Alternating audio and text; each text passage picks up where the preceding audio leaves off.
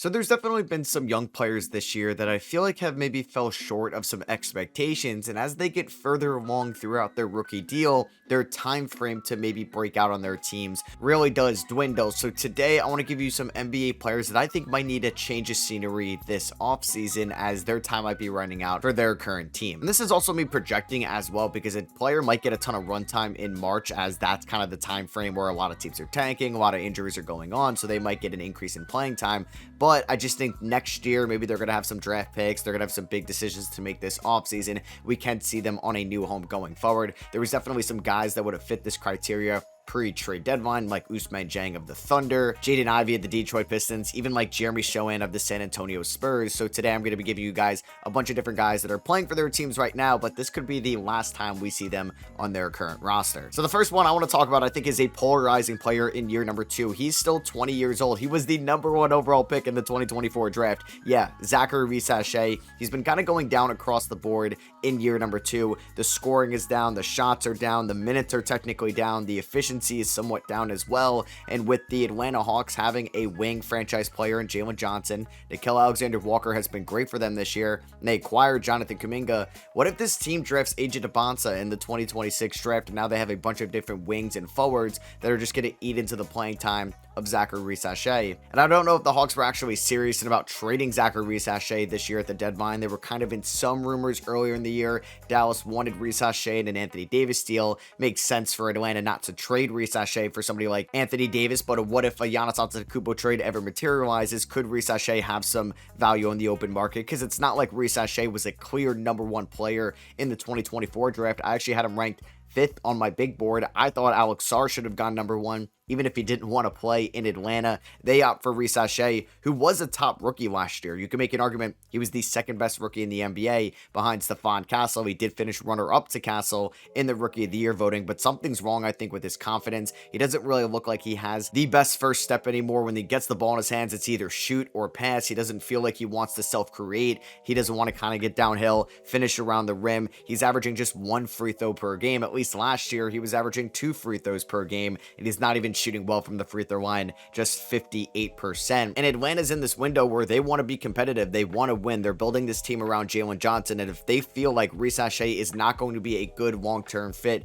next to Johnson, they could look to move him this offseason. Risacher is making a decent amount of money because he was the #1 overall pick. $13 million this year, about $14 million in 2027, and then it goes up to $17 million in 2028 in the last year of his rookie deal. And he could definitely turn it around. I still believe that Risacher is going to be a good wing in the NBA. Will he ever be an all-star? It's not looking like he's going to be one right now, but I do think that Atlanta could be heading towards a Risacher decision this offseason. He could use a change of scenery where he's got a clear path to being a starter yet again, because last year for Atlanta, he started 73 games. This year, he's come off the bench a little bit more, and since they acquired Jonathan Kuminga, he hasn't really started for them. He's came off the bench 4 out of their last 5 games, where he scored 9 points, 8 points, 5 points, 12 points, and 8 points. And I wonder if Atlanta would actually move on from him this offseason. Next up, I want to talk about Jarrus Walker of the Indiana Pacers, a top 10 pick in the 2023 draft, was primed for a breakout year number 3 with all these injuries in Indiana. Now, the Pacers are one of the worst teams in the league this year. Walker got off to a really bad start in year number 3, which makes sense. A lot of the Indiana Pacers were banged up this year. They didn't really have a cohesive offense at all. There was really no offensive game flow with a bunch of guys being injured. Now, he is averaging 15 points and 8 rebounds after the All-Star break, where his numbers do look a little bit better this year. He's averaging around 11 points, 5 rebounds, shooting 36% from 3 and 40% from the field. But the Indiana Pacers want to win now. We just saw them trade away Benedict Mathurin for Ivica Zubac at the deadline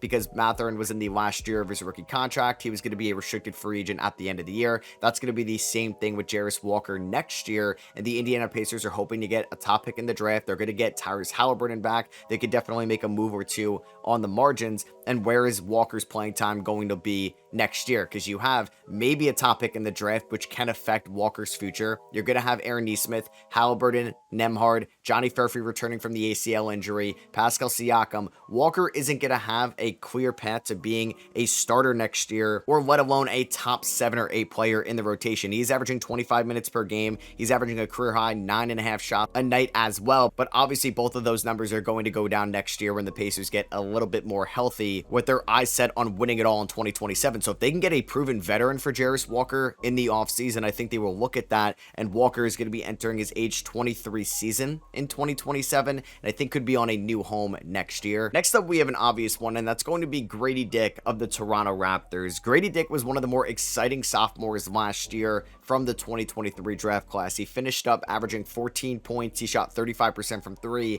and in the month of October, November, the beginning of December, we thought Gradey Dick was going to be one of the bigger breakout players in the 2025 season. Now, he really struggled in the second half. The efficiency dropped, and obviously Toronto was not winning a lot of games as they ended up picking 9th in the NBA draft. They went Colin Murray-Boyles, but as of late, Gradey Dick has not really been a mainstay in the Raptors rotation. The minutes have been all over the place. He's played 16 minutes against Milwaukee in a blowout win, 6 against the OKC, just 1 minute in garbage time against the Knicks, 4 minutes against Minnesota, 13 minutes against Dallas in a blowout win. He was averaging 14 points per game last year. He's averaging 6 points per game this year, 41% from the field, 30% from 3, because that is Gradey Dick's calling card, knocking down your 3-point shots, being a movement shooter, being somebody that the opposing defenses have to focus on when you do not have the ball in your hands, because he's going to fly around all over the floor, and that's just not been the case this year. And if that shot is not going to be at an elite level, it's really hard to have Gradey Dick out there in the rotation, because he doesn't have great court vision, he's not a great playmaker, and he's not a great defender either for somebody at 6'7". So Gradey Dick, as he is getting stronger, maybe he's going to be a great 3-and-D player.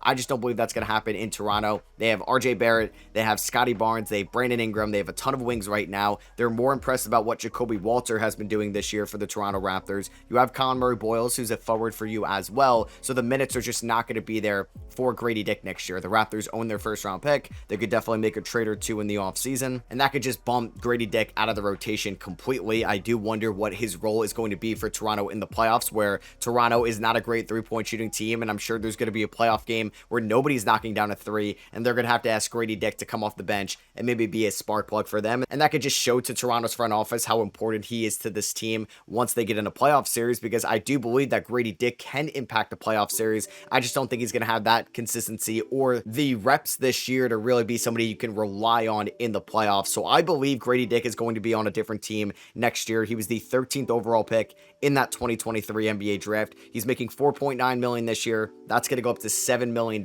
next year. We've seen Toronto move on from these guys earlier than maybe expected, and that could be the same thing with the former Kansas Jayhawk this offseason. We're going to talk about another 2024 draft pick here. He was a first rounder. He was actually one of the more impressive rookies last year, Yves Missi of the New Orleans Pelicans. Yves Missi averaged 9 points, 8 rebounds, and shot 54% from the field for a very bad Pelicans team in 2025. Everybody was hurt on this roster, but the Pelicans in the offseason selected Derek Queen out of Maryland. You can't really play Derek Queen and Yves Missi out there at the same time. They do not complement each other well whatsoever. Neither of them can really shoot. You already have Zion Williamson out there who can't shoot, so now this doesn't make sense at all. There were actually talks about the Pelicans trading away Yves Missi this year at the deadline. He was making $3.3 million, $3.5 million in 2027, and $5.5 million in 2028. This could be a great buy low option for a team out there that is looking for a good rim runner, a good alley-oop catcher, a solid screen setter, a really good athlete. I still think Yves Missi needs to take strides on the defensive end of the floor, but I thought he was a top 10 rookie last year. He's still just 21 years old, but there's just no path for Yves Missi to be a starter in New Orleans with them selecting Derek Queen, and I just mentioned how not a lot of these guys can shoot in that front court, so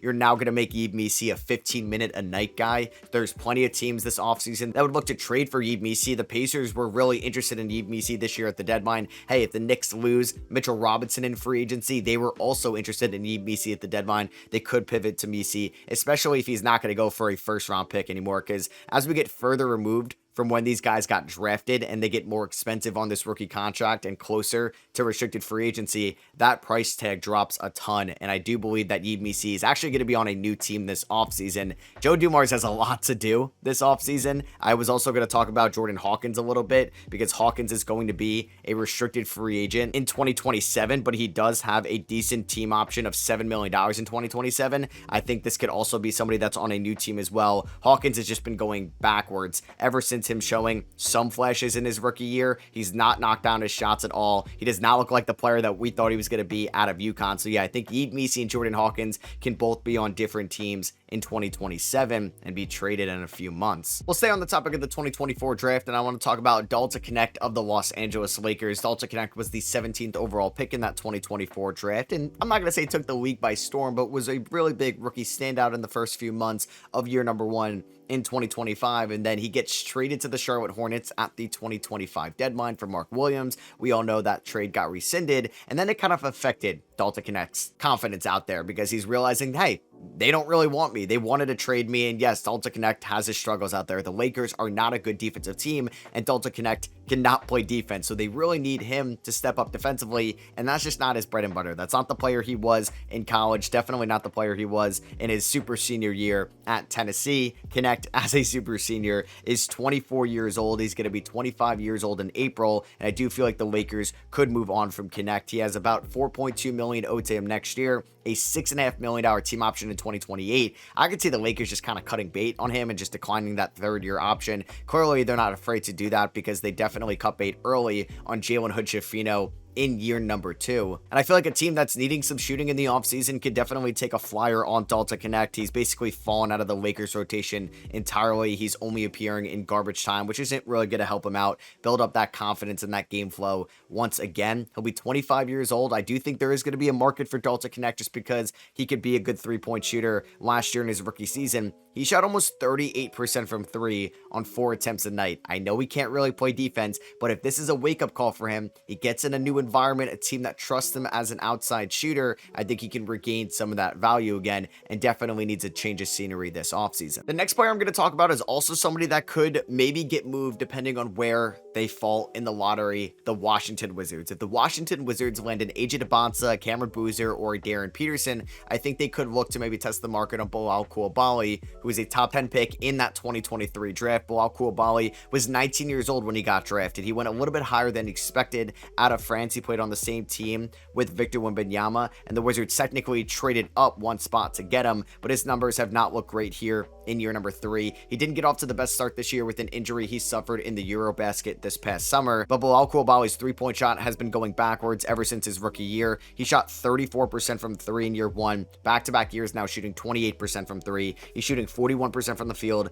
49% on twos. Now, the Wizards are not a good defensive team, and you can make an argument that Coulibaly is their best wing defender. It's probably him or Keyshawn George, but if this team does land another wing that they need to play 30 minutes a night, one of the top guys in the draft, or maybe it's Caleb Wilson, that could maybe make Bilal Coulibaly on the open market. We've heard the Washington Wizards front office say multiple times this year that this is an evaluation period with this core, and there's going to be big decisions to make in the offseason. They added Trae Young, they added Anthony Davis. They're not afraid to move on from some of these guys in the young core this offseason, and Coulibaly is slated to make $9 million in 2027, and I think would have a robust market as well. A lot of people probably didn't think that the Houston Rockets would trade away Cam Whitmore last deadline. He gets sent off to the Washington Wizards. He hasn't really played too much this year and unfortunately suffered a season-ending injury. So I could see somebody on the Wizards maybe have a change of scenery. It could be Bub Carrington if they landed guard, but I think there's a chance it could be Bilal Coulibaly if Washington wants to take that next step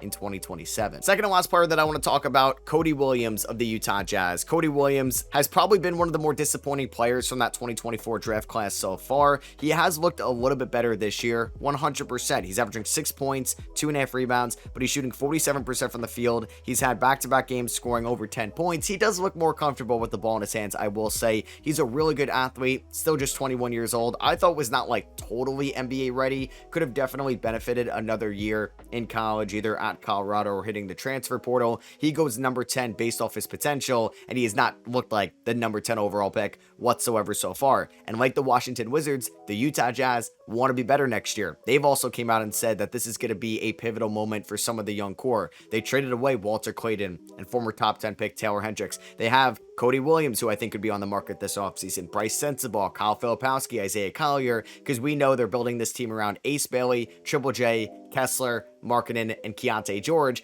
And what if this team drafts an AJ DeBonsa or Darren Peterson or Cameron Boozer? Cody Williams is not really going to have ample playing time in year number 3 at all. He's making $6 million next year, $7.7 million in 2028, and I do think could be on the trade block this offseason. And the last player that I am fascinated to talk about, Scoot Henderson of the Portland Trail Blazers. Scoot Henderson is here near number 3, and unfortunately for him in Portland has not looked like the number 3 overall pick so far. Now, Scoot had a horrible hamstring injury going into the year. He missed over 50 games at the start, and he's recently had his best game against the Indiana Pacers, where he had 28 points, 6 assists, and really needed a game like that. But we're in year number 3. Scoot, being the 3rd overall pick, is making a decent amount of money, $10 million this year, $13.5 million next year, and he's a restricted free agent in the 2027 offseason. So would Portland maybe move on from him this offseason? You know, no. Damian Lillard is going to be back next year. They have Drew Holiday and Shaedon Sharpe in that backcourt. And what if this team drafts a point guard? What if they add some type of guard or ball handler this offseason?